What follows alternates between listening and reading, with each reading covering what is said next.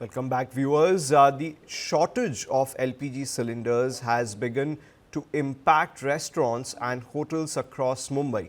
Many establishments have run out of commercial LPG, forcing some to temporarily shut operations while others have reduced their menu due to limited cooking capacity.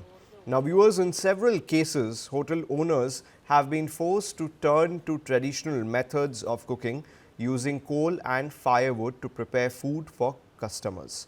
Now, in Matunga, the well-known Mani's Cafe has also been affected by the shortage. Food at the restaurant's kitchen is currently being prepared on a traditional stove using coal and firewood instead of LPG. Now, hotel owners have warned that if LPG supplies are not restored soon, more establishments may be forced to shut down or further reduce their services.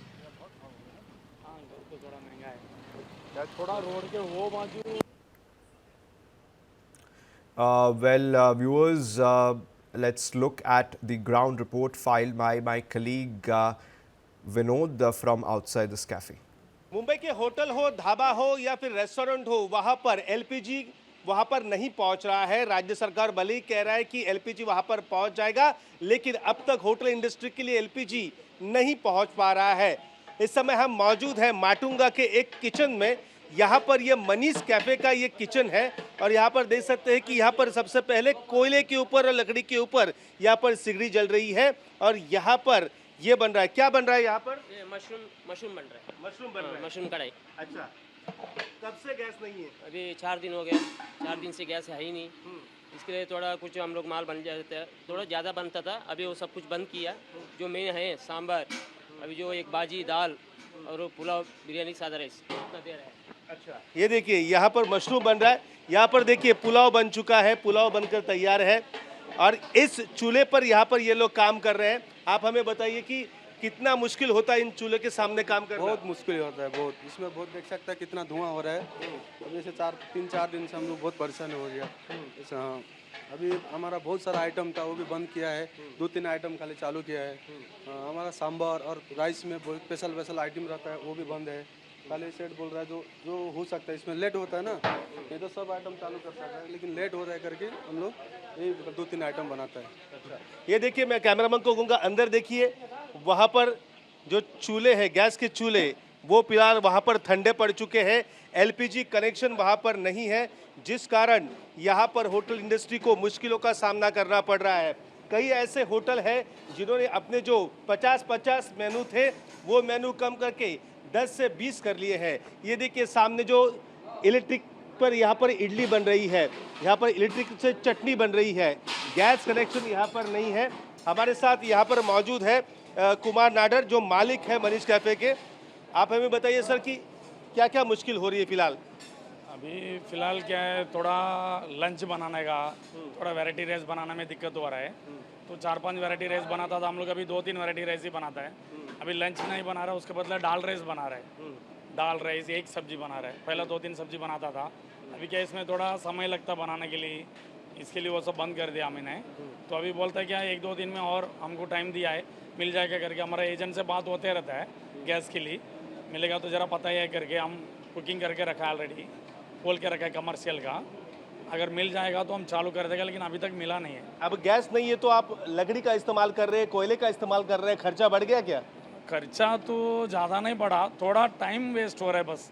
खर्चा तो ज़्यादा इतना नहीं है, same ही होएगा, time खाली waste हो रहा है बस। बाकी ठीक है, बाकी इतना कुछ तकलीफ नहीं है, बाकी ठीक है। तो देखा आपने, मुंबई की जो होटल इंडस्ट्री है वो मुश्किलों के दौर से यहाँ पर गुजर रही है, क्योंकि एलपीजी का सप्लाई यहाँ पर पूरी तरीके से ठप हो चुका है।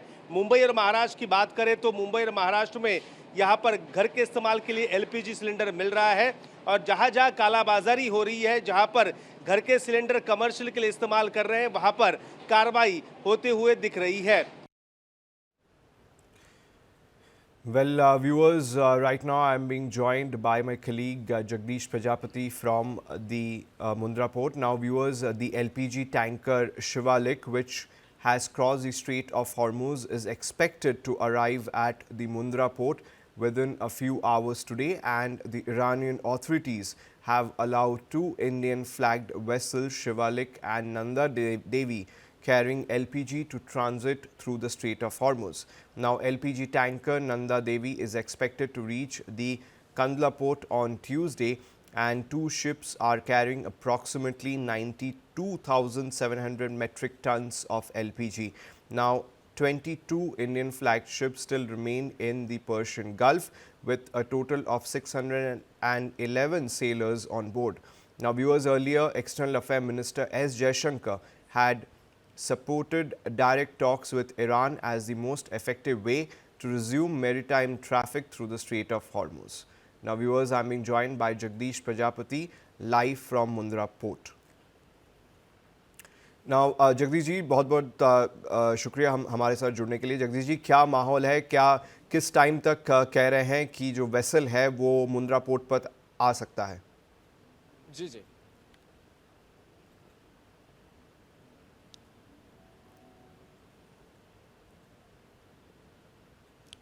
देखिए, बहुत बड़ी बात है और बहुत बड़ा दिन आज हर एक भारतीयों के लिए, हर एक को गर्व होना चाहिए, क्योंकि बिगड़ते बदलते हालात के बीच में आज ये बड़ी ऐतिहासिक घटना हो रही है।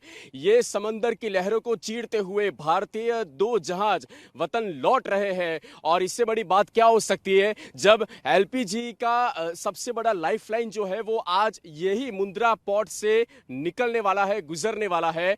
और हम जिस दहलीज पे खड़े हैं और ये है मुंद्रा पोर्ट। देखिए, यहां पे ये शिवालिक वेसल जो है जहाज वो आने वाला है दोपहर 2 बजे, और 2 बजे जब ये वेसल आएगा तब यहां पे जो स्टील उनकी जो पूरी लाइंस है वहां से ये पाइपलाइन में गैस ट्रांसफर किया जाएगा, और फिर यहां पे जो दो लोकल टैंकर्स होते हैं 27,000 मेट्रिक टन कैपेसिटी है उनकी, और वहां पे ये शिफ्ट किया जाएगा। लेकिन उससे पहले प्रेशर चेक होता है, कहीं लीकेज तो नहीं है वो भी चेक होता है, और उसके बाद पूरा ट्रांसफर किया जाता है। ये जो पूरी प्रोसेस है, इस पूरे प्रोसीजर में 50 से 55 घंटे लगते हैं, यानी कि आप 2 से 3 दिन समझ लो। उसके बाद जो है वो अलग अलग कंपनीज में ये पूरा जो सप्लाई है वो आगे भेजा जाता है। लेकिन इस बीच में सबसे बड़ी दूसरी बाबत कहे जाए तो वो ये है कि कल जो कंडला पोर्ट पे नंदा देवी वेसल आने वाला था, वो अब कंडला पोर्ट पे नहीं आने वाला है, बल्कि वो जामनगर जाएगा, और वहां से सीधा अलग अलग दो छोटे छोटे शिप में जो सप्लाईज है, जो कैपेसिटी है वो पूरा वहां पे शिफ्ट होगा, और क्वांटिटी वहां पे शिफ्ट होगी, और सीधा तमिलनाडु भेजा जाएगा। और ये जो दूसरा जहाज है वो तमिलनाडु पहुंचने में 2 दिन लगेगा। तो आप मान लो कि एक जहाज ये मुंद्रा पोर्ट पे और दूसरा जहाज जो डिप्लॉय होगा वो होगा तमिलनाडु पे। तो अभी ये सबसे बड़ा चेंजेस जो है वो दिख रहा है, लेकिन सरकार का रुख बहुत ही क्लियर है, बहुत क्लैरिटी के साथ कि स्ट्रेट ऑफ हॉर्मुज की जो एक खतरनाक पूरी लाइंस है उसके बीच में जहोरा पोर्ट से ये 2 जहाज निकल चुके हैं, और अब भारतीयों की जरूरत पूरी करने के लिए सरकार प्रतिबद्ध है, कटिबद्ध है।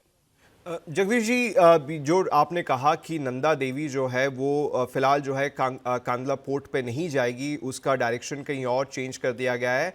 और दूसरा ये बताइए कि पूरे भारतवर्ष में हमने देखा है कोई भी राज्य हो, लोग कतारों में खड़े हैं 15 घंटे 20 घंटे से कि उनको एलपीजी मिल जाए, गैस मिल जाए। तो आम जनता को बड़ी राहत मिलेगी अगर ये 2 टैंकर्स आ जाए, लेकिन हालांकि बहुत ज़्यादा जो वेसल्स हैं वो अभी भी फंसे हुए हैं। 611 आई थिंक इंडियन सेलर्स है जो अभी भी स्ट्रैंडेड है। तो फिलहाल के लिए कुछ राहत तो लोगों को मिलेगी ज़रूर।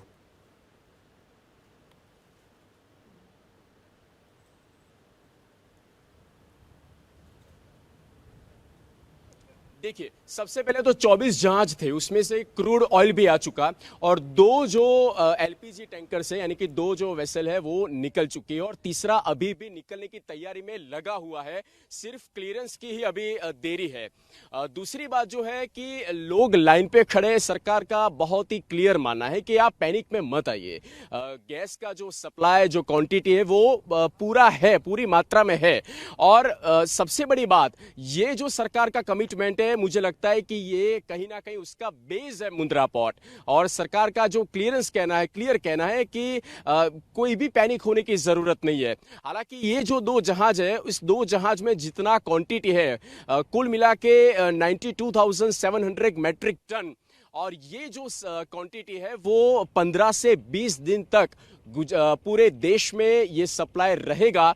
और तब तक तो कोई और भी डिसीजन आ चुका होगा। हालांकि जो अभी मैंने बताया कि एक और जहाज निकलने की तैयारी में है, तो 15-20 दिन का जो स्टोरेज कैपेसिटी पहले तो है, लेकिन अब जाकर ये उसकी मात्रा भी बढ़ाएगा। तो वो जो कहीं ना कहीं सिचुएशन खड़ी हुई है, उसमें बहुत बड़ी ये राहत मिलने वाली है। अब ये जो नंदा देवी वेसल है, ये कब तक एक्सपेक्टेड है इंडियन शोर में पहुंच सकती है?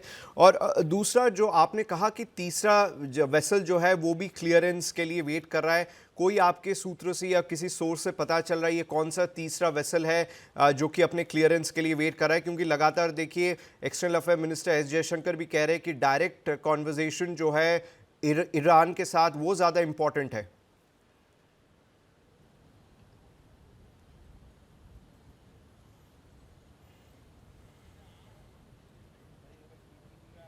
बिल्कुल, वो जो तीसरा जहाज है उसका सोर्सेज से जानकारी मिली है कि तीसरा जहाज भी तैयार है जहोरा पोर्ट से, जो यूएई में है, और वहां से निकलने की तैयारी कर रहा है। पर सिर्फ क्लियरेंस का मामला है जो रहा है। एक बार क्लियरेंस हो जाएगा तो फिर वो भी निकल जाएगा। ये सूत्रों के हवाले से जानकारी पर्याप्त मिली है। हालांकि ऑफिशियल इसके ऊपर कोई स्टेटमेंट नहीं आया है।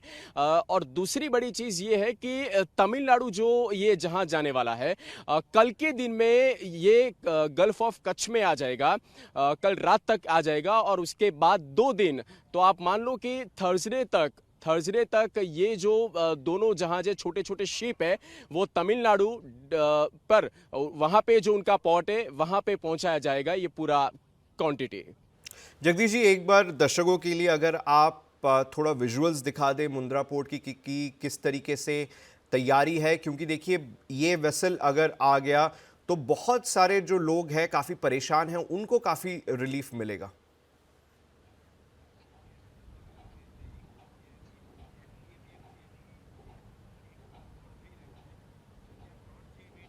बिल्कुल बिल्कुल, और मेरे पीछे आप ये पूरे जो दृश्य देख रहे हैं, हालांकि हम दर्शकों को भी यही दिखाना चाहते हैं कि आप ये जो जेटी देख रहे हैं जहां पर ये इवैक्यूएटेड होगा ये वेसल शिवालिक, और यहां पे आएगा दोपहर में 2 बजे। देखिए हर तैयारी मरीन की भी हो चुकी है और नेवी का जो पूरा इसमें सहयोग हमें दिखने को मिला है, क्योंकि ये पूरा जहाज है उसको एक्सकोर्ट किया गया था और आगे और पीछे दोनों साइड पूरा वॉरशिप जो था और नेवी का, और बीच में ये जहाज, और पूरी सुरक्षा का इंतजाम करके ये जहाज जो है वो अभी गल्फ ऑफ कच्छ में, यानी कि हमारे टेरिटरी जो है वो हमारे टेरिटरी में आ चुका है।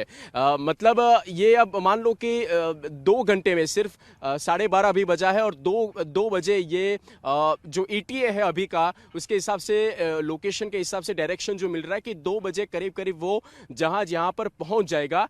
और ये जहाज यहाँ पे पहुंच जाएगा, उसके बाद ये पूरा लिक्विड फॉर्म में होता है। ये लिक्विफायर पेट्रोलियम गैस जो है वो लिक्विड फॉर्म में होता है, पूरा काला होता है, और उसको फिर प्रोसेस करके गैस रिफाइन होता है। लेकिन यहाँ पर आने के बाद ये 3 दिन लगता है और यहाँ पे ही टैंकर्स में रहेगा, उसके बाद जो है वो सप्लाई होगा। लेकिन पैनिक होने की बिल्कुल जरूरत नहीं है। सरकार का जो रवैया है बहुत क्लियर दिख रहा है, और देश के जो भीतर जो भी सिचुएशन आई है और उसके सामने ये जो तैयारियां है, उसके लिए हम कह सकते हैं कि हर एक की ज़रूरत को यहाँ पे पूरा करने के लिए सरकार ने ये जो बड़ा कदम जो लिया है वो कूटनीति के स्तर पे और विदेश नीति के स्तर पे एक बहुत बड़ी बात हम कह सकते हैं।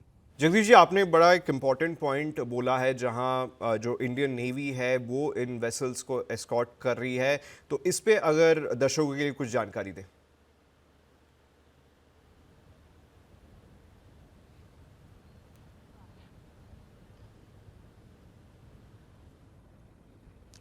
देखिए मामला बहुत बिगड़ा हुआ है। स्ट्रेट ऑफ हॉर्मुज एक खतरनाक जो गल्फ खाड़ी है और वहाँ पे हमारे भी 22 जहाज अभी भी वहाँ पर उस बंदरगाह पे है और कई जो एशियन कॉन्टिनेंट्स के जो और कंट्रीज के जो भी शिप्स हैं वेसल्स हैं वो भी वहाँ पर ही लंगर में है। तो देखिए मामला हर किसी को पता है कि कितना डेंजरस है, कितना खतरनाक है, लेकिन इन बीच में सबसे पहले प्रधानमंत्री नरेंद्र मोदी ने ईरान के जो राष्ट्रपति है पेजेश्कियान उनसे बात किया, विदेश मंत्री एस जयशंकर ने भी उनके फॉरेन मिनिस्टर से बात किया और पूरा का पूरा ये शिप और पूरा जो मामला है उसको एक तरीके से सुरक्षित किया, कॉर्डन किया और उसके बाद वहां से निकला है। दूसरी बड़ी चीज ये है कि जो फुजरा पोर्ट जो है यूएई का, वहां पे क्रूड ऑयल का टैंकर वो भी निकल चुका है, वो भी जहाज निकल चुका है, वेसल निकल चुका है और जब वो निकल रहा था तब वहां पर अटैक्स भी हुए थे, ड्रोन हमले भी ईरान के लगातार हुए थे। तो देखिए मामला इस हद पर बिगड़ा हुआ है, लेकिन हमारे जो रिलेशंस है वो ईरान के साथ हो, इजराइल के साथ हो कि जो गल्फ कंट्रीज के गल्फ कॉन्टिनेंट्स के अलग अलग कंट्रीज क्यों ना, उनके हर किसी के साथ बहुत ही अच्छा दोस्ताना रहा है और मैत्रीपूर्ण जो संबंध होते हैं वो हमने देखे हैं। और ईरान के जो राजद्वारी है यहाँ के, उन्होंने भी कहा कि भारत के साथ हमारे बहुत अच्छे रिश्ते हैं और सौहार्दपूर्ण जो माहौल है वो बना हुआ है। तो देखिए दोनों तरफ की बात है, यहाँ ईरान के भी कुछ जहाज है, कुछ शिप्स है जो यहाँ पर भी होल्ड पे है, तो वो भी अपनी जगह पे जाना चाहते हैं, आगे सप्लाई में जुड़ना चाहते हैं, लेकिन वो भी कहीं ना कहीं अटके हुए हैं। तो दोनों तरफी का ये माहौल है और दोनों तरफी बात जो है वो बन रही है। तो देखिए उन्होंने ही एक सेफ्टी दिया है, सरकार की भी एक कूटनीति रही है और ये सबसे बड़ी चीज जो है हम देख सकते हैं और यही उसका जो पूरा परिणाम जो है वो हर किसी को दिख रहा है कि मुंद्रा पोर्ट में भी क्या हो रहा है। जी जगदीश जी धन्यवाद हमारे साथ जुड़ने के लिए। Viewers, that was my colleague Jagdish Prajapati joining live from Mundra Port, where from 2 hours from now Shivalik vessel will be reaching the Mundra Port and giving us exclusive look into what's next can we expect. Now viewers, moving on, people in Delhi NCR are facing severe difficulties due to the non-availability of LPG cylinders. Now residents have been standing in long queues every day for the past 4 days only to return home without getting a cylinder. Now many consumers say they even receive delivery confirmation messages for their LPG cylinders, but the cylinders were reportedly given to someone else, leaving them waiting in long queues without supply.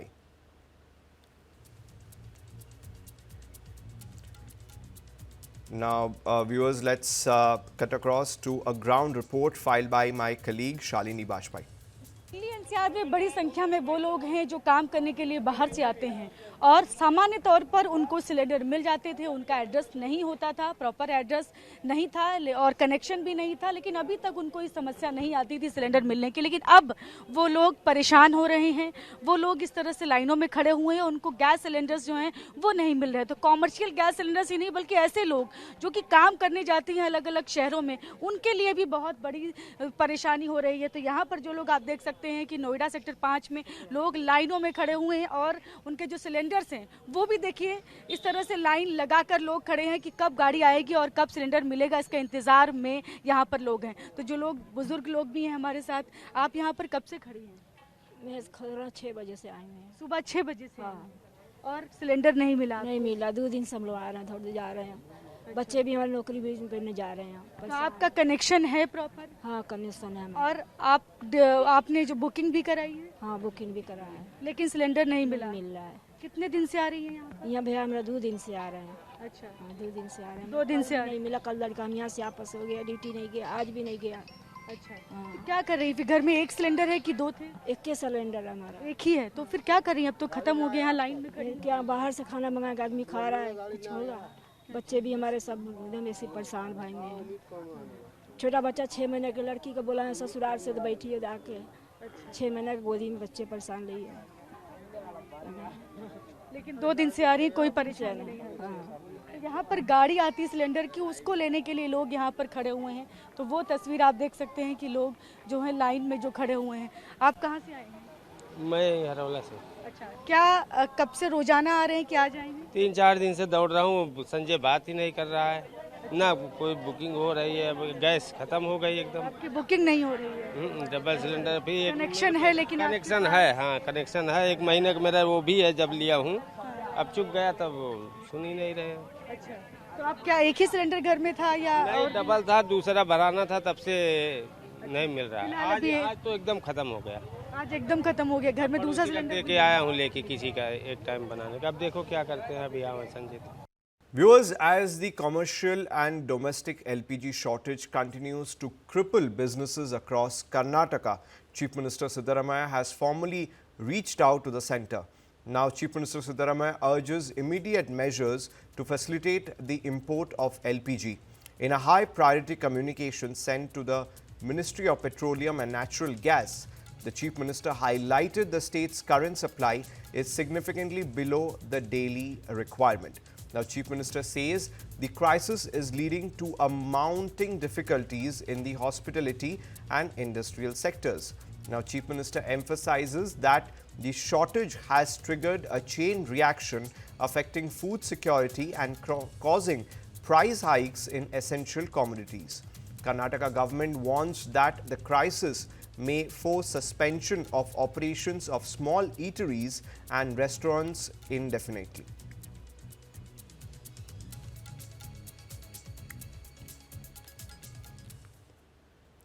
Viewers, the LPG crisis triggered by tensions in West Asia has now reached Parliament.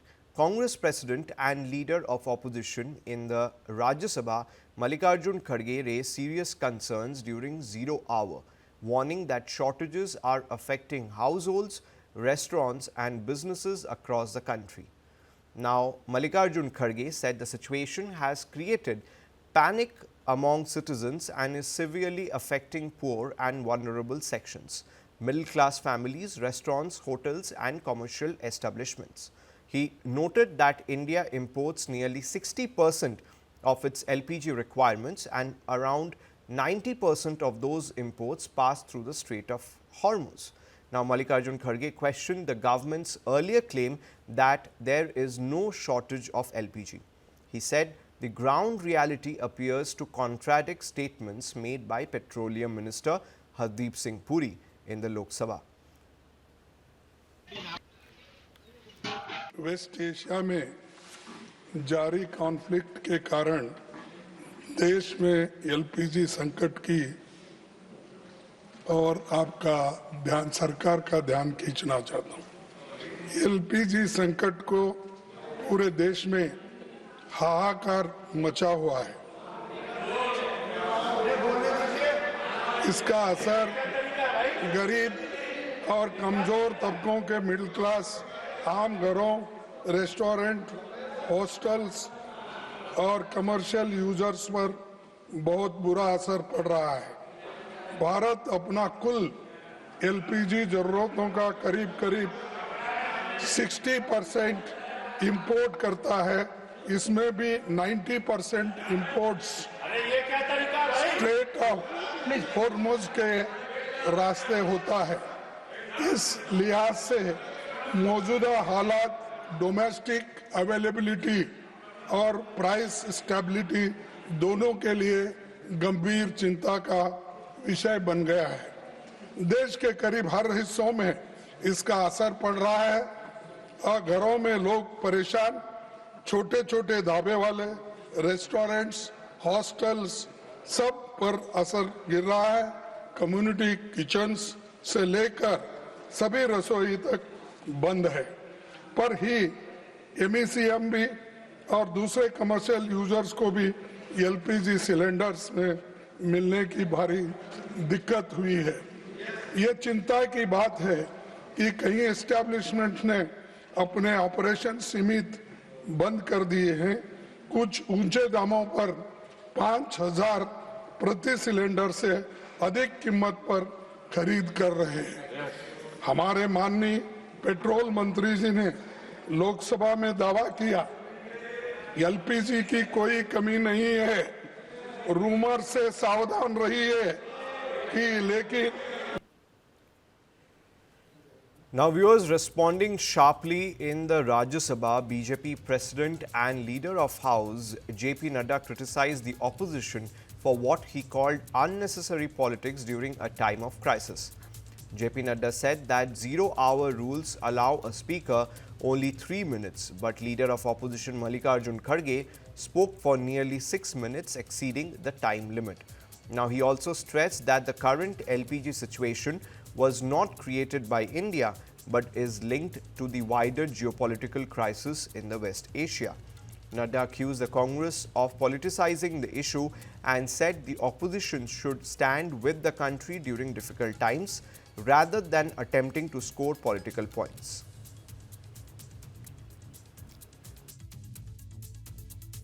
Sir, this is 0 hour, and the honorable member who happens to be the leader of the opposition, he should know that he has to speak within 3 minutes. Please take it. And he has spoken more than 6 minutes. I think your intervention is needed, number one. Number two, मुझे दुख है कि हमारे विपक्ष, विशेष करके Indian national Congress, यह विपत्ति काल में भी देश में राजनीति करने से पीछे नहीं हटता। यह विपत्ति कोई भारत के कारण नहीं आई है, इसमें भारत का कोई योगदान नहीं है, लेकिन जो अंतर्राष्ट्रीय स्थिति हुई है, उस अंतर्राष्ट्रीय स्थिति में आज हम सब लोग जानते हैं कि ये क्राइसिस आया है। इस क्राइसिस के बारे में हरदीप पुरी ने पूरी बातचीत कही है और हाउस में कहा है जब ये सुन नहीं रहे थे। दूसरी बात, कांग्रेस का नेता सिलेंडर की होर्डिंग में पकड़ा गया है और इन्होंने होर्डिंग की है और ये जनता को उकसाने का काम कर रहे हैं। They are inciting the people of the peaceful people of the country. और यह बहुत ही दुर्भाग्यपूर्ण है कि ऐसी परिस्थिति में भी यह राजनीति से बाज नहीं आते हैं और उनको ऐसे क्राइसिस में देश के साथ खड़े होने के बजाय इस विषय को उठा करके वो देश में खलबली लाने के प्रयास करते हैं, देश में एक अराजकता लाने का प्रयास करते हैं। यह बहुत ही निंदनीय है। Viewers, meanwhile, Parliamentary Affairs Minister Kiran Rijiju also criticized the Congress benches, saying that when the Petroleum Minister addressed the House earlier, no Congress MPs paid attention and instead continued raising their issues.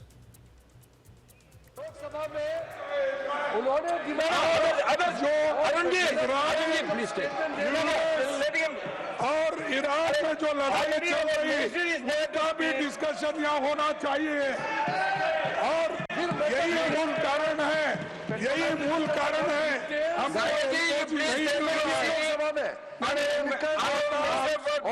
Congress के लोग statement नहीं सुने sir और पूरा आके disturb किया, वो statement का मांग किया और 4 बजे उन्होंने कहा कि राहुल गांधी जी बोलना चाहते हैं, वो एलपीजी में फिर नहीं बोले और फिर इधर उधर का बात करके जो पेट्रोलियम मिनिस्टर ने स्टेटमेंट दिया तो फिर सारे कांग्रेस एमपी पूरा हंगामा करके स्टेटमेंट नहीं सुने, फिर यहाँ मुद्दा उठाते हैं, जब जवाब देते हैं तो सुनते नहीं है।